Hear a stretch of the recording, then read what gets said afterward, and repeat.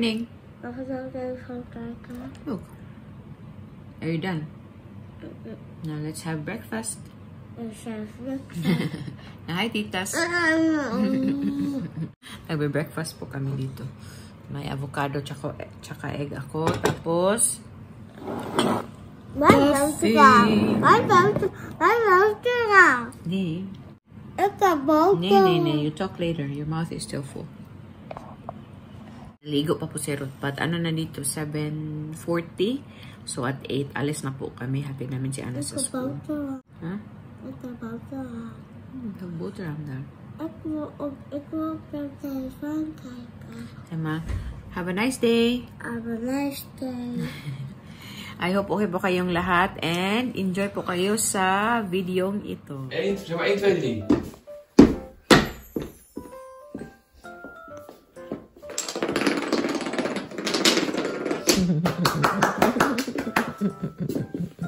Goed gedaan, hè? Ja. Nu opruimen. Nou opruimen. Nee. Ah, opruimen. Now she's gonna put this away. Zal een beetje mee af. Now she'll put the blocks away though. And then we're Ja, maar ik moet going. deze lopen, dus ik doe het hier zo. Tingin na kayo.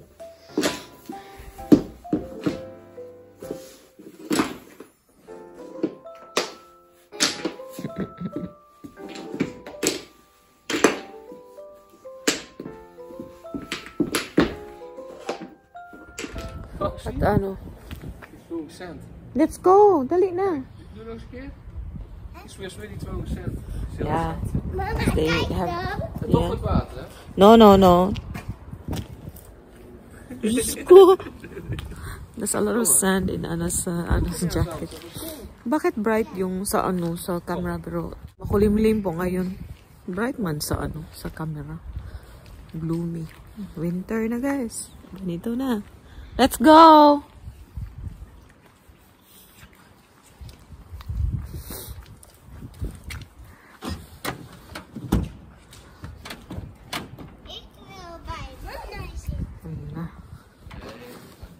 Huh?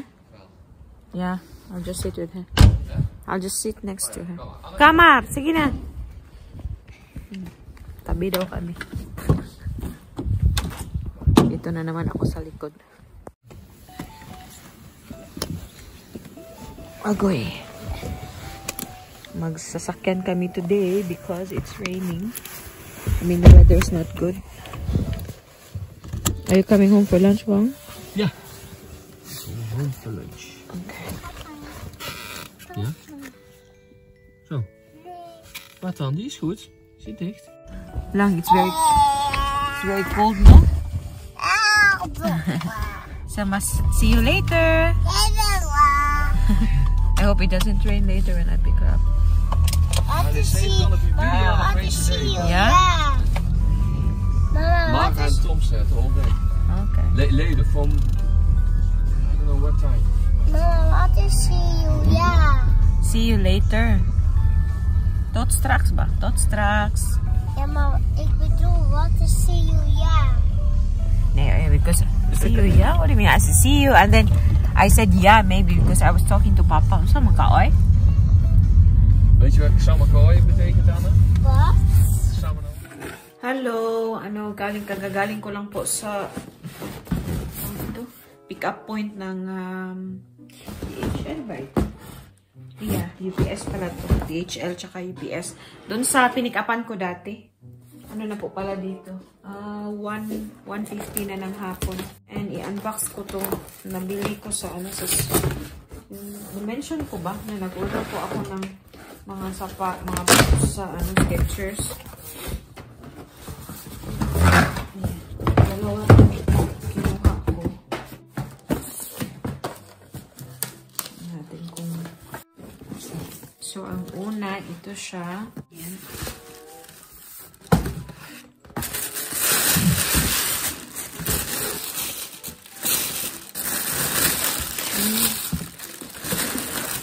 Talaga siyang may pagka-ugg talaga siya. Same siya ng ugg ko pero brown lang siya. Ayan. Cute naman, no?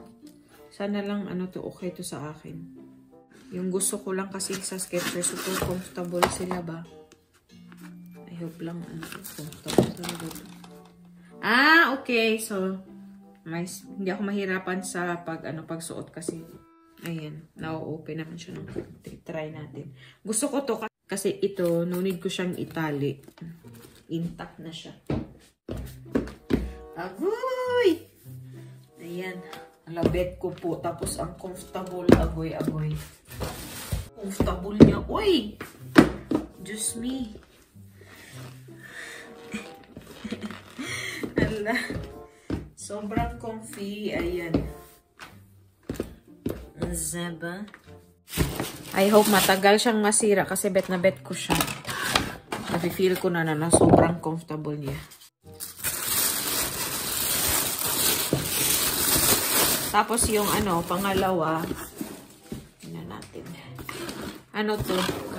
Kakulay nung old boots ko. Ayan.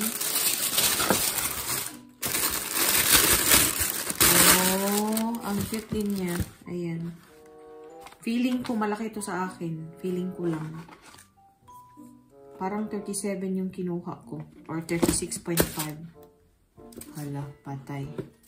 Baka malaki ito sa akin ba? But not. But I have a feeling malaki siya. So, ayan po yung itsura niya. Super. Same nung aking boots. Pero maganda naman. Parang maganda naman siya. Natin. Feeling ko malaki. Ay! Feeler ako na. Hindi pala. Maganda. Okay. Yes. Okay lang din siya. Buti na lang 6.5 yung kinuha ko. 36.5. Minsan kasi pag boots po, depende kung anong niya. Style niya. 37, 36.5 ako. Pero sa normal na size, 36 talaga ako. Super happy naman ako sa mga nabili ko. Uy. Ang ganda. Ayan. Ang ganda-ganda niya. Ayan. May pa-boots na si Mama. Ayan. Happy ako. Ayan. Wala pa po akong kain. 1:50 na. Kain muna tayo, no? Ayan. Hindi ko i-keep ko yung mga ganito para at least okay pa din yung shoes ba. So yan, nakaka-happy naman po yung ating purchase sa sa Skechers. Yung nagustuhan ko din sa Skechers kasi yung green ko na shoes, Skechers din po siya and sobrang comfortable. Kasi memory foam siya. So ayun, lagyan natin ng ganito. No need ko pa naman siyang gamitin kasi nga sa work kasi, sa bago nga sa store, no need akong mag-boots. Dapat lang talaga comfortable shoes because it's warm naman inside the store. Yung paglakad-lakad lang, kailangan na comfortable yung sinusuot para hindi ka hindi sumakit yung paa. Yung struggle ko lang talaga sa bagong work ngayon, yung likod ko guys. Yung likod ko, parang for example, 9 to 6 yung schedule ko for Wednesday, tomorrow. For example. So, mga alas 4, alas 3, guys. Nafe-feel ko na sa likod ko po. Grabe na. Tapos, syempre, sa language. Yun talaga ako nahirapan sa language talaga, saka sa culture. Sinasabi na Ruth na kung ayaw mo doon, maghanap ka ng iba or pwede ka namang maghanap ng iba kung ayaw mo talaga. Kasi nasa probation period pa po ako, diba? Yung tawag nila dito is proof tide. Meaning yung parang proof is like parang try ba? Pag try. Yun. Proof tide or yung probationary period. Anytime pwede po akong magsabi na ayoko nang magpatuloy. Ayokong ma-disappoint sa sarili ko. Ganyan po ako. Pag gusto kong i-push yung sarili ko ba na kayanin talaga. Parang i-challenge yung sarili natin ba kahit nahihirapan ka na. To be honest, nahihirapan po talaga ako sa first week ko kasi nga sa language, hindi lang mismong trabaho. Pero yung culture talaga and language kasi yung exposure ko naman sa Dutch na culture, hindi naman ako ganyan ka-exposed talaga on a daily basis kasi sino mang kaharap ko si Ruth tsaka yung parents niya. Parang feeling ko parang shielded ako ba? Parang ganun. Pero this time kasi talagang Dutch culture siya ba? Dutch language. You know, walang tumpik-tumpik. Ganun talaga ba? So, yun. Parang nahirapan po ako. The way people talk, really straightforward naman talaga sila. Nasanay na po ako. Pero, na ano lang ako, ano bang pwedeng sabihin or anong hindi pwedeng sabihin. Yung mga ganun ba? Nahirapan ako sa language. Pero okay naman po yung aking mga colleagues. Walang problema. Ang mabait po nila. Pero ayoko din namang maging burden sa kanila no, na parang hindi ko maintindihan yung mga sinasabi nila or maintindihan yung sinasabi ng customer. Palagi akong nagtatanong sa kanila. Understandably, okay naman po yung response nila. Parang ako lang ba? Sabi nga nung ano ko, don't be too hard on yourself. Pero ganun talaga, parang naano ako ba kasi trabaho kasi siya. So, kailangan mong akuin ba? Yun. I'm not sure kung hanggang kailan, pero I will just try to push myself more, no? Sabi ni Ruth, you just give it another week. Sabi ko, oo, sige, I'll give it another week. Yun. Anyway, kakain po muna ako. And Christmas season na sa akin, ano din siya, parang time din siya sa akin na grabe or strong yung aking pagka-homesick ba kasi nga masaya sa Pilipinas pag ganitong time pero dito parang parang wala lang. Yun. Normal po sa akin ganito na season parang strong yung aking pagka-homesick ba. Kayo po, yung mga nasa ibang bansa, paano nyo po dinidil yung homesickness? Kasi dito kasi sa ano din sa amin, wala akong masyadong kilalang Pinoy. Wala din ako masyadong kausap yung Pinoy talaga na yung palagi. Meron naman pala. Hindi naman totally wala. Meron naman yung mga kakilala kong or kaibigan kong Filipino. Pero syempre, busy din kaming lahat nagtatrabaho or busy sa mga anak. So, minsan na lang talaga kami nagkakausap nila. Parang yun lang ba yung na-miss ko yung samahan ng mga Pilipino sa atin or sa family sa atin. Nakaka-homesick pag ganitong time kasi of the year. Kaya yun, paano nyo po ina-handle yung pagka-homesick nyo lalo sa December or Christmas season? Yung mga nasa ibang bansa ba? Sinasabi ko kay Mr. these days, can you think about it? Like, let's go back to the Philippines for a while. I just want to stay in the Philippines for a while. And, you know, be with people, be in a familiar culture, familiar surrounding, familiar people. Yung ganun ba? Yun. Pero, hindi naman kasi siya simpleng decision. So, kailangan talaga siya pag-isipan because kailangan namin mag-prepare financially and maraming i-consider. Anyhow, kakain na po talaga ako and then pick upin na po natin si Aling Maliit. Malapit na. A few moments later. Na-pick up ko na po si Aling Maliit. Ang lamig! Bi, I told you, you take off lang. You take it off. Agoy. Di man good, maminaw good. Bitang tanga.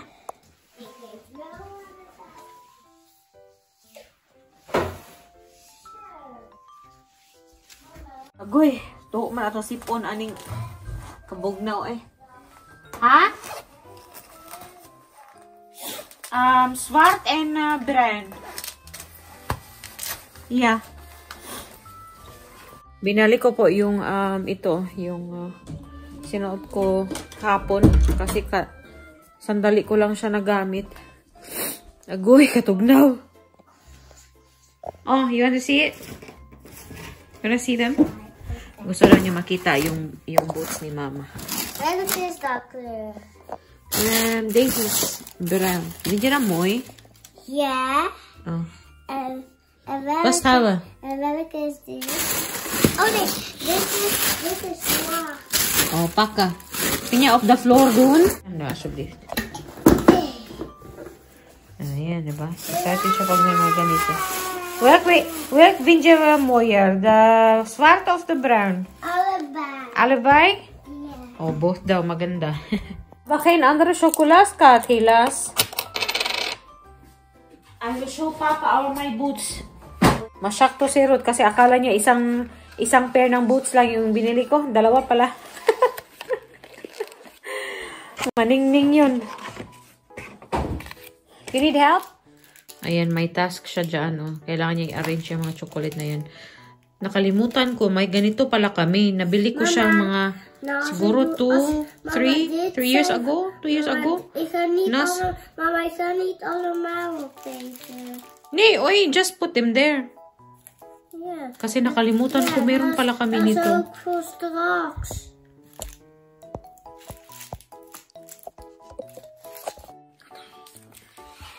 Isi-self da sa tante umapit Angie to. Where the? Di siya ba? By the... Oh, dit! Yeah. Yeah, To? myself. Zahabat 3. Oh. Mars. This is not a good idea for you and Papa. Da. Well, I do need refrigerator. Well, because we always forget that we have chocolate and you always, Papa always buys chocolate. That's not good. Because we still have them here.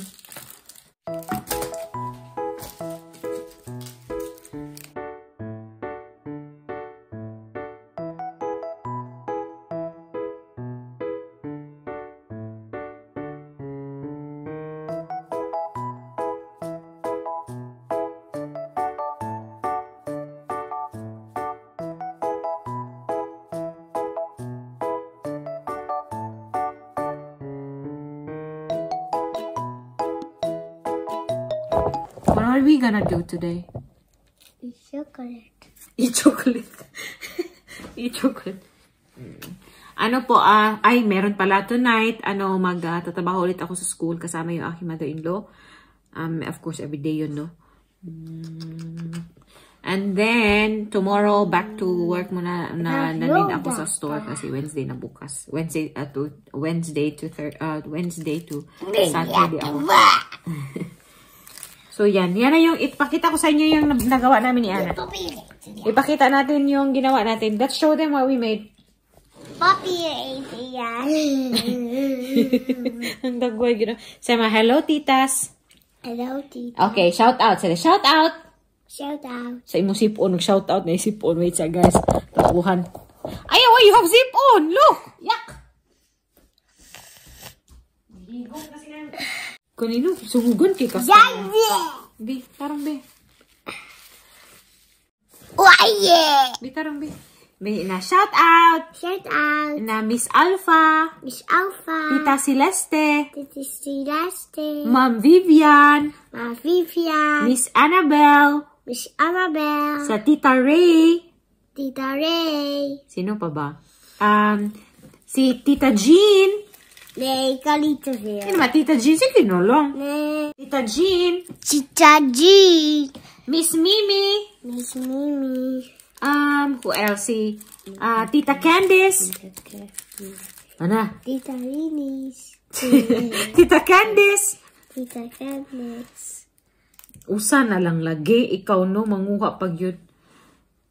Who else pangga? Si Floris Morris. She's Floris Morris. Si Tita Sam. Si Tita Sam. Who else, love? Who else? And everybody. And everybody. Thank you. Thank you. Take care. Take care. Di ba guys? Wala na. Kailangan na itong umalis dito. Sa mga hindi po namin na-mention, pasensya na po. Shoutout sa inyo lahat. I hope okay po kayo. And thank you sa palaging panonood and pagko-comment sa mga videos namin. Ito na yung pinagawa ko kay Ana. Ayan. Yung aming chocolate monster. Ayan na. Alright.